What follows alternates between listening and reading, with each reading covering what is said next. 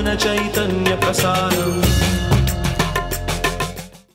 నమస్కారం, మన ధర్మం కార్యక్రమానికి స్వాగతం. ఇవాల్టి మన ధర్మం కార్యక్రమంలో మన ధర్మ సందేహాలను నివృత్తి చేసేందుకు మనతో పాటు ఉన్నారు ప్రముఖ ఆధ్యాత్మికవేత్త, ధర్మశాస్త్ర నిపుణులు డాక్టర్ కాకునూరి సూర్యనారాయణమూర్తి గారు.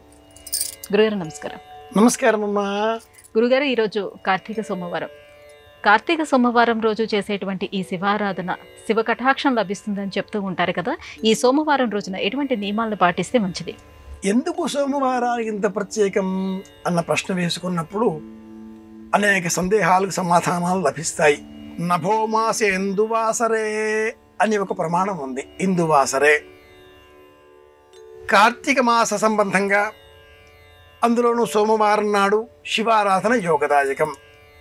నభోమాసం అంటే శ్రావణ మాసం. మధుశ్చ మాధవశ్చ శుక్రశ్చ శుచిశ్చ నభస్యేషస్యోర్జశ్చ ఇది ఊర్జమాసం. ఆకాశ జ్ఞానానికి సంబంధించిన మాసం ఊర్జమాసం. భూమి శివుడు, భూమి చుట్టూ తిరిగేటటువంటి ఉపగ్రహం చంద్రుడు. చంద్రుడు మనస్సు పైన ప్రభావం చూపిస్తాడు.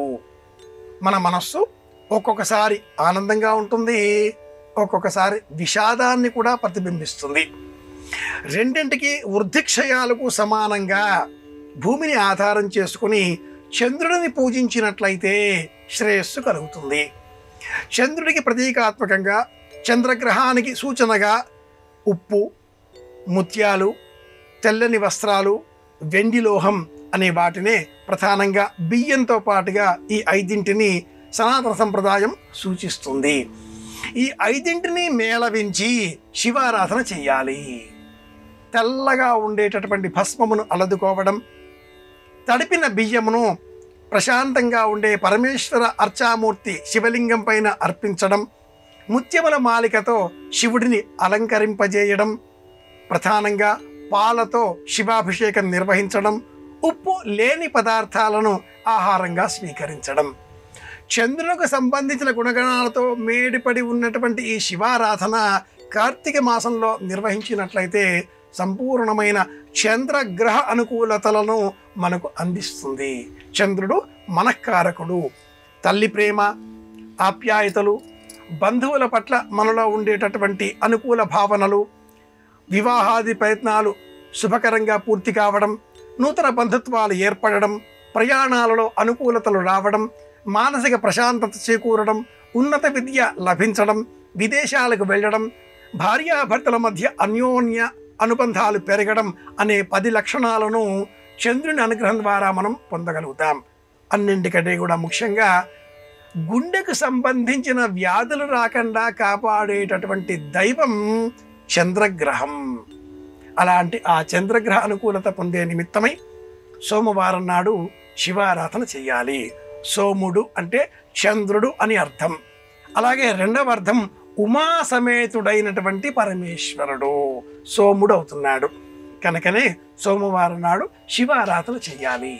సోమవారం నాడు శివారాధన అంటే ఉపవాస వ్రతం పాటించడం, సాయంత్రం వరకు నమశివాయ జపం చేయడం, తెల్లని వస్త్రాలు ధరించడం, భస్మం ధరించడం, రుద్రాక్షమాలికలు ధరించడం, పాలచేత శివాభిషేకం చేయడం, వీటన్నింటి ద్వారా ప్రశాంతతను పొందగలుగుతాం, ఆరోగ్యాన్ని చేకూర్చుకోగలుగుతాం. కనుకనే కార్తీక మాసంలో సోమవారం నాటి శివారాధన ఇంత ప్రత్యేకం, యోగదాయకం. గురుగారు, భాగవత పురాణ పఠనం, శ్రవణం రెండు చేస్తే ఎంతో ఉత్తమ ఫలితాలు ఏర్పడతాయని చెప్తారు. సప్తాహం పేరిట పారాయణ కూడా చేస్తూ ఉంటారు కదా, ఈ పారాయణ విధి విధానాలు ఏమిటి, ఎలా చేయాలి? భాగవతం పరమాద్భుతమైనటువంటి గ్రంథం. అది గ్రంథం అనడం చాలా చిన్న పదం అవుతుంది. సమస్త వేదాన్ని 4గా విభజించి 18 పురాణాలను అందించి బ్రహ్మసూత్రాలను సైతం అందించిన వ్యాస భగవానుడు మనశ్శాంతి లభించని సందర్భంలో ఆ బ్రహ్మదేవుడి అనుజ్ఞ మేరకు నారదుడి బోధ ద్వారా భాగవతాన్ని 4 శ్లోకాలలో అందించినట్లుగా పద్మపురాణం వివరిస్తుంది. ఈ భాగవతం తదుపరి 12 స్కంధములుగా వృద్ధి పొంది ఉన్నది. భాగవతాన్ని స్మరించినట్లయితే భక్తి, జ్ఞానం, వైరాగ్యం, తత్వం, మోక్షం అనే 5 మనకు సులభంగా లభిస్తాయి.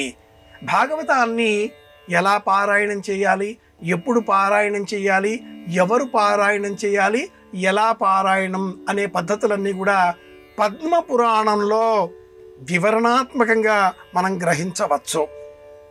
సంస్కృతంలోని భాగవతాన్నే పారాయణ చేయాలి.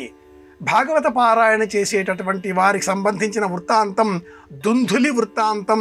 దుందులి అనేటటువంటి వ్యక్తి కథ ద్వారా కూడా పద్మపురాణం వివరిస్తుంది. గోకర్ణుడు, దుందులి అనే సోదరుల వృత్తాంతం ద్వారా భాగవత పఠన సంప్రదాయానికి సప్తాహక దీక్షగా ఈ ఆచారం ఏర్పడింది. భాగవతాన్ని పారాయణ చేసేటటువంటి వ్యక్తి ముందు దీక్ష తీసుకున్న మరుక్షణం క్షవరకర్మ ఆచరించరాదు. అంటే మన భాషలో గడ్డం చేసుకోకూడదు అని అర్థం. అలాగే ఏకభుక్తం, ఒకే పూట భోజనం చెయ్యాలి. అధశ్చయనం, నేల మీద పడుకోవాలి. మౌన వ్రతం, అనవసరంగా మాట్లాడకూడదు. ఉదయం 6 నుంచి 11 వరకు పారాయణ చేయాలి.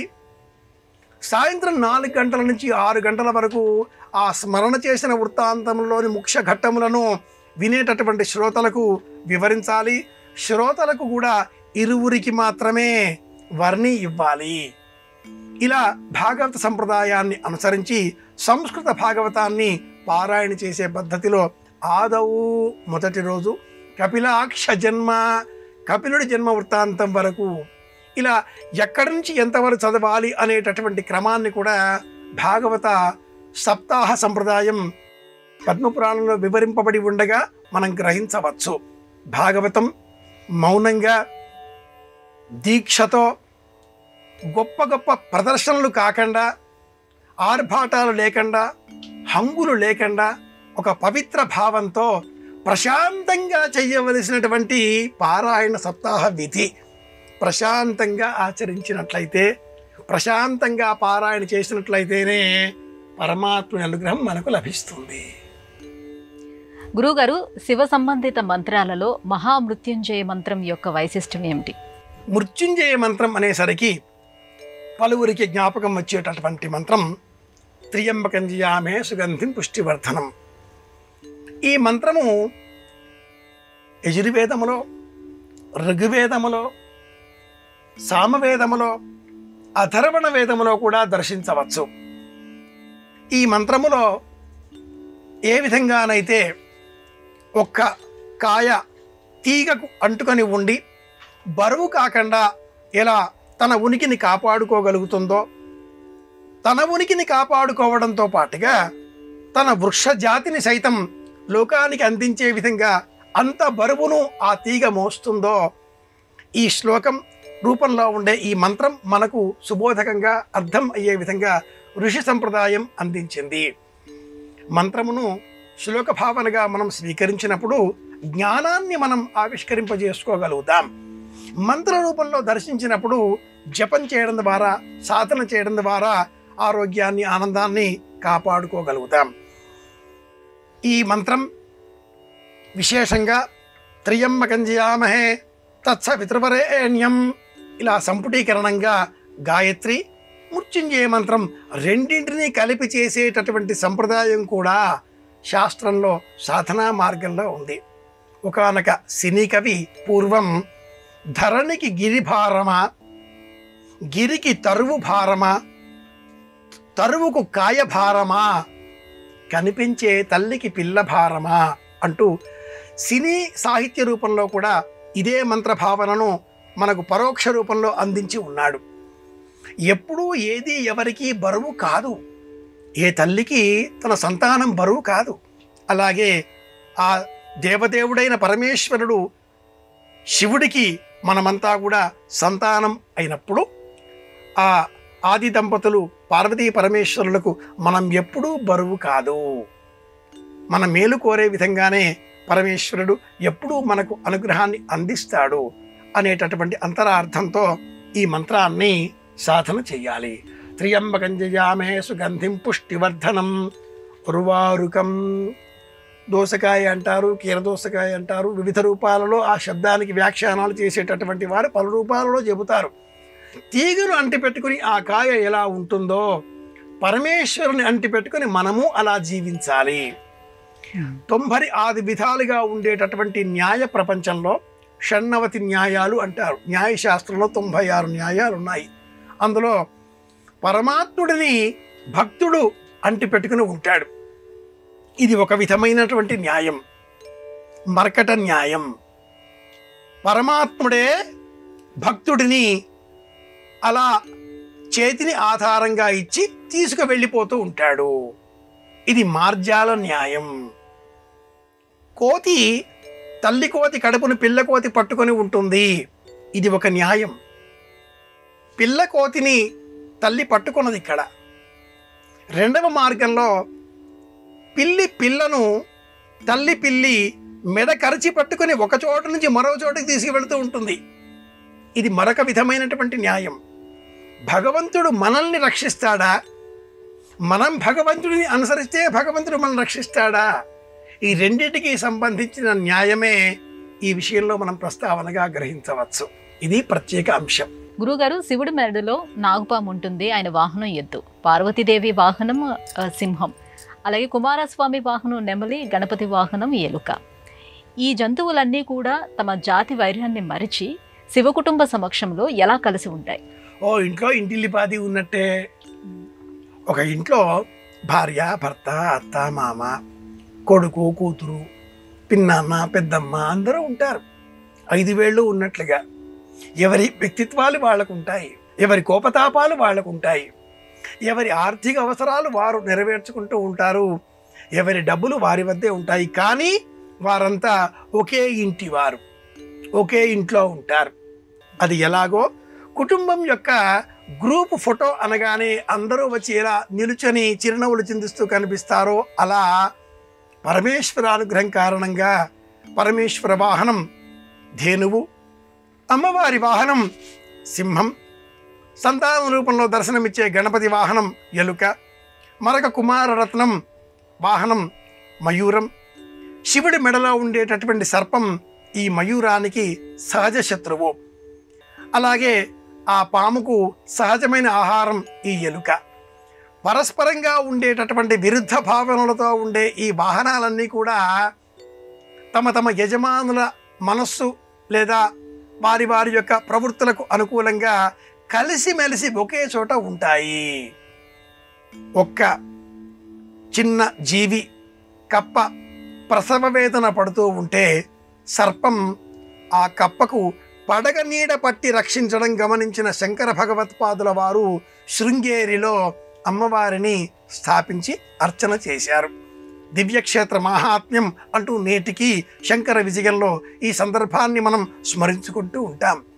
అలాగే జంతు ప్రపంచం ఈ ఎకలాజికల్ బ్యాలెన్స్ అని చెప్పబడేటటువంటి జీవావరణ తత్వంలో సమస్త జీవులకు సమానమైన ప్రాతిపదికన బ్రతికే అవసరం ఉంది. లోకంలో కప్పలు ఉండాలి, ఆ కప్పలను తినే పాములు ఉండాలి, కప్పలకు ఆహారంగా దోమలు ఉండాలి. ఆయా ప్రాంతాలలో అవి పెరగకుండా మనమే వెళ్ళి ఆ ప్రాంతాలలో నివాస స్థలాలు ఏర్పాటు చేసుకోవడం చేత అవన్నీ మనల్ని తినడం మొదలెడుతున్నాయి. అదేవిధంగా శివ కుటుంబం మనకు అందించేటటువంటి సందేశం ఏమిటి అంటే మన పరిమిత స్థానాలలో మన నివాసాలు ఏర్పాటు చేసుకోవాలి, మన వ్యక్తిత్వాలను నియంత్రించుకోవాలి. వ్యక్తిగతమైనటువంటి ఆలోచనలు, అవసరాలు, అవకాశాలు, భావజాలాలు, మాట్లాడే విధానాలు వేరు. కానీ సమష్టిగా ఒక ఇంటికి సంబంధించినప్పుడు అందరూ ఒకే మాట పలకాలి, ఒకే యజమాన్యం కింద జీవితాన్ని ప్రయాణింపజేయాలి. ఇంటిలో ఉండే వారందరి మాట ఒక్కటే అనేటటువంటి సందేశం ఇవ్వడం కోసమే శివ కుటుంబంలో ఇన్ని అంతరభేదాలు. భౌతికంగా వాటిని చూచి మనం గేలి చేయకుండా వాటి స్వభావాలను తెలుసుకొని మన ఇంటిలో కూడా ఉండే వారందరి ప్రవృత్తులను గమనిస్తూ సహిస్తూ భరిస్తూ కలిసిమెలిసి ఉండేటటువంటి నేపథ్యాన్ని పెంచుకోగలిగితే ప్రతి ఇల్లు శివ కుటుంబమే అవుతుంది. గురువుగారు, క్షీరసాగర మదనంలో కల్పవృక్షం, కామధేనువు ఉత్పన్నమయ్యాయి కదా. సకల అభిష్టాలను నెరవేర్చేటువంటి ఈ కల్పవృక్షం, కామధేనువును ఎలా విశ్లేషించుకోవాలి, వాటి యొక్క వైశిష్ట్యాన్ని? పురాణాలు ప్రతీకాత్మకములైనటువంటివి. కల్పవృక్షము ఆంధ్ర జాతికి సంబంధించినంత మేరకు కొబ్బరి చెట్టు లేక కొబ్బరి చెట్టు కుటుంబానికి సంబంధించిన ఇతర వృక్ష జాతులు. అదేవిధంగా పారిజాత వృక్షము పురాణ ప్రపంచంలో పరమాద్భుతమైనటువంటి వృక్షము. సమస్త కోరికలను నెరవేర్చేటటువంటి శక్తి గల వృక్షములివి. మరొక పక్కన కామధేనువు గోమాత, సురభి అన్న పేరిట ధేనువు. అర్చన చేసే క్రమంలో ఆవు పాలు అమృతంతో సమానం. గోమయం ఏ వ్యాధులు మన దరి లేకుండా చేరకుండా రక్షిస్తుంది. గోపంచితం స్వీకరిస్తే బీపీ, షుగర్ ఇలాంటి వ్యాధులు మన దరి చేరవు. క్యాన్సర్ లాంటి వ్యాధులను సైతం నియంత్రించేటటువంటి శక్తి గోపంచితానికి ఉంది అంటూ ఆధునిక శాస్త్రవేత్తలు సైతం నిర్ధారణ చేస్తున్నటువంటి ప్రస్తుత తరుణంలో కామధేనువు, కల్పవృక్షం అనేవి దేవదానవులు సముద్రాన్ని మథనం చేయగా వెలువడిన పలు వస్తువులలో ఈ రెండు ప్రధానమైనవి.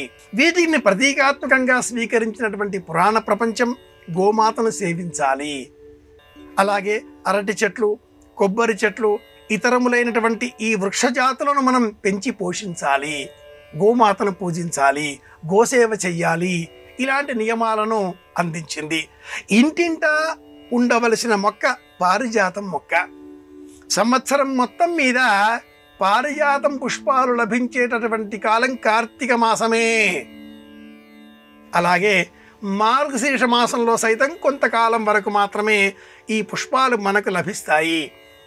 ఇతర ఏ పుష్పాలకు లేని ప్రత్యేకత, పారిజాతం పుష్పాలకు మాత్రమే ఉండే ప్రత్యేకత, నేల రాలిన పారిజాత పుష్పాలను సైతం సేకరించి పరమాత్మకు ప్రీతికరంగా అర్పించవచ్చు. నేల మీద పడిన ఏ వృక్షజాతికి సంబంధించిన పుష్పాన్ని కూడా మనం పరమేశ్వర ఆరాధనలో వినియోగించకూడదు. కానీ పారిజాతం పుష్పాలు మట్టుకు నేలపైననే పడతాయి. ఆ పుష్పాలనే సేకరించాలి, పరమాత్మకు అందిస్తే ఆ కృష్ణుడు పరమానంద భరితుడవుతాడు అని మనకు పురాణ ప్రపంచం అభివర్ణిస్తుంది. అలాగే పారిజాత పుష్పాల సువాసన స్వీకరించినట్లయితే ఆరోమా థెరపీ అనే పేరిట సుగంధ వాసనలు స్వీకరించిన కారణంగా సకల మనోవ్యాధులు పటాపంచలవుతాయి అని కూడా ఆయుర్వేద శాస్త్రం వివరిస్తుంది. ప్రతీకాత్మకంగా కామధేనువు, కల్పవృక్షము అన్న శబ్దాలను మనం స్వీకరించాలి. కామధేనువు అనే పేరిట గోసంతతిని కాపాడుకోవడం, కల్పవృక్షములు అన్న పేరిట వృక్ష జాతులను సంరక్షణ చేయడం, ఈ రెండింటి కారణంగా ప్రపంచానికి భరత జాతి గొప్ప సందేశాన్ని ఇస్తుంది. ఆస్తిక ప్రపంచంలో ధర్మము అన్న పేరిట గోవులను రక్షించుకోవాలి, వృక్షాలను రక్షించుకోవాలి అనే సందేశాన్నే ప్రతీకాత్మకంగా ఉండే ఈ రెండింటి కారణంగా మనం గుర్తించాలి. ఇది లక్షణం. గురువుగారు, వ్రతము నోము రెండూ ఒకటేనా? కార్తీక మాసం ప్రారంభంలో కేదారేశ్వర వ్రతం చేస్తాము, అలాగే కార్తీక మాసం పూర్తయిన తర్వాత చివరిలో మనము పోలి నోము వ్రతం కూడా చేస్తూ ఉంటాం. నోము వ్రతం ఈ రెండు ఒకటేనంటారా? ఆద్యంతములు అనే ఆలోచన చేసినప్పుడు కేదారేశ్వర వ్రతం అలాగే పోలి స్వర్గపు నోము రెండింటిలో తేడా ఏమైనా ఉందా అంటే ఉంది అనే చెప్పాలి. వ్రతం వ్రత్యతే అనేనా, నియమబద్ధమైనది, నియమాన్ని ఉల్లంఘనం చెయ్యరాదు. నోము ఉల్లంఘించవచ్చు, అవకాశానికి సందర్భానికి లోబడి నియమాన్ని మార్చుకోవచ్చు. కార్తీక మాసం ప్రతిరోజు దీపం వెలిగించాలి, ఇది నోము. 30 రోజులు వెలిగించాలి, నోములో అంతర్భాగం. పోలి అనే మహిళకు ఈ దీపారాధన చేసే అవకాశం వీలు చిక్కలేదు. మనసులో మాత్రం దీపాన్ని స్మరించేది, ప్రతిరోజు తన విధులను అనుసరించేది, ప్రతిరోజు కాసింత వెన్న సేకరించి భద్రపరుచుకునేది.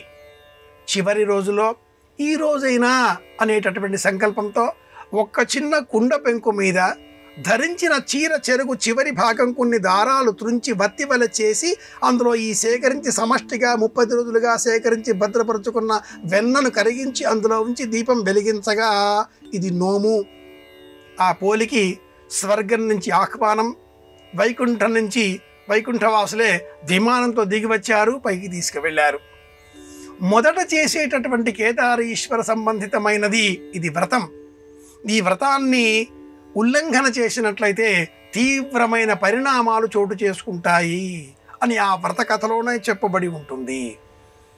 వ్రతాన్ని పాటించే సమయంలో సంకల్పపూర్వకంగా సంతానం కావాలి అనే లక్ష్యంతో, భర్త దేహంలో సగదేహం లభించాలి అనేటటువంటి ఆలోచనలతో వివిధ సందర్భాలలో ఈ వ్రతాన్ని ఆచరించాలి అంటుంది ఆ వ్రత కథ. పరమేశ్వరుడు యొక్క సగం శరీరం కోరి ఈ వ్రతాన్ని ఆచరించినట్లుగా ఆ వ్రత కథ తెలియజేస్తుంది. ఒక సంకల్పపూర్వకంగా 21 రోజులు క్రమం తప్పకుండా ఈ వ్రతం ఆచరించిన పుణ్య ఫలం చేత పరమేశ్వరుడు అమ్మవారికి తన శరీరంలో సగం దేహాన్ని ఇస్తాడు. ఇది వ్రతము, నియమంతో కూడుకుని ఉన్నది.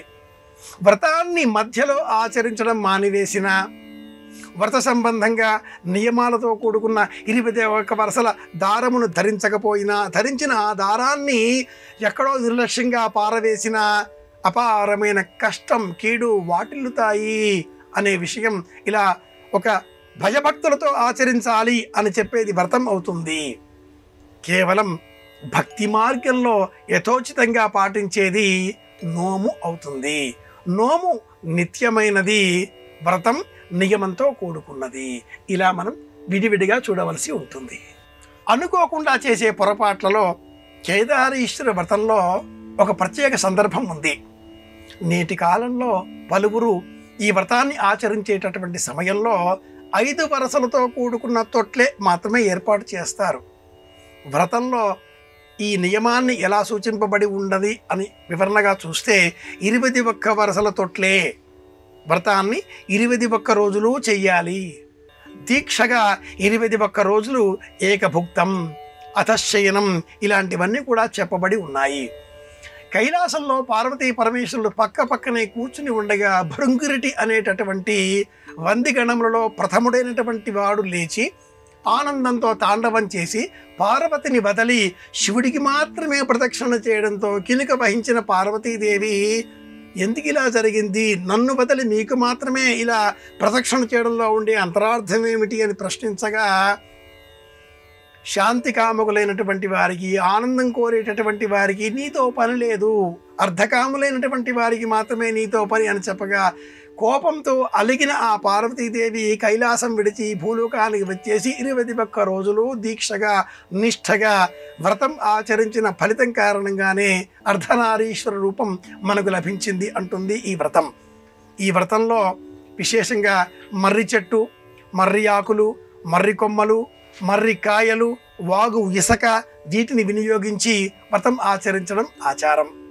మరొక వైపున పోలీస్ వర్గం అనేటటువంటి వృత్తాంతంలో కుటుంబంలో ఉండే బరువు బాధ్యతలన్నీ కూడా ఒకరిపైన వెయ్యకూడదు, అందరూ సమానంగా స్వీకరించాలి. ఇంటిలో చిన్న కోడలు అన్న పేరిట లేదా ఒకానొక వ్యక్తి అనే పేరిట ఒక వ్యక్తి పైననే బాధ్యతలన్నీ కూడా వేసేసి ఇంటిల్లిపాది కూడా కార్తీక పుణ్య ఫలం పెంచుకోవడం కోసం గోదావరి తీరాలకు వెళ్ళి స్నానాలు చేయడం, దీపాలు వెలిగించడం, పురాణాలు వినడం, ప్రసాదాలు స్వీకరించడం ఇవన్నీ చేస్తూ ఇంట్లో ఉండే పని అంతా కూడా ఆ పోలి అనేటటువంటి యువతి పైన వేయడం గర్హనీయం, దోషం. అందరూ కలిసి చేసుకోవాలి అని చెప్పేటటువంటి నీతి, సమాజహితకరమైన బోధ పోలీస్ వర్గపు నోము అనే కథలో ఉంది. వ్రతం నియమంతో కూడుకున్నది, నోము నిత్యమైనది.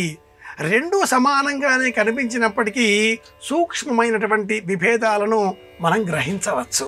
గురుగారు, ఇవాళ మన ధర్మం కార్యక్రమంలో మాకు వచ్చినటువంటి ధర్మ సందేహాలన్నీ కూడా నివృత్తి చేసినందుకు ధన్యవాదాలండి. కృష్ణార్పణం. ఇది ఇవాళ మన ధర్మం కార్యక్రమం. రేపటి మన ధర్మం కార్యక్రమంలో మళ్ళీ కలుసుకుందాం. నమస్కారం. ఈ కార్యక్రమాన్ని తిరిగి చూడాలనుకుంటే www.youtube.com/@ETV Life Spiritual లో చూడవచ్చు.